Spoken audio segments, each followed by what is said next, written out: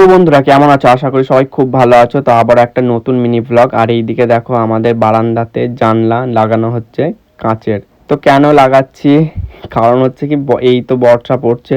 তো বর্ষার সময় এত পরিমাণ বৃষ্টি পড়ে না, কি বলবো। একটা এইদিকে লাগানো হয়ে গেছে জানলা, দেখো। এইদিকে বর্ষার সময় মানে থাকা যায় না বারান্দাটা, মানে এত পরিমাণ, মানে ঝড় দিলে তখন হাওয়াতে বৃষ্টিগুলো পুরো বারান্দাতে পুরোটাই মানে ভিজে যায় বারান্দাটা পুরো। তো সেই জন্য ভাবলাম যে এই জানলাগুলো লাগানো।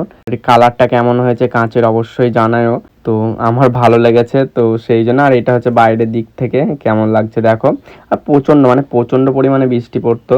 তো কি বলবো, মানে বৃষ্টি চলে আসতো একদম পুরো, আর চারিদিকটাই ভিজে যেত। তো বর্ষার সময় মানে পুরো আমাদের বারান্দাটা একদম পুরো স্যাঁত স্যাঁত করতো জলে। তো সেই জন্য এবার লাগানো এটা।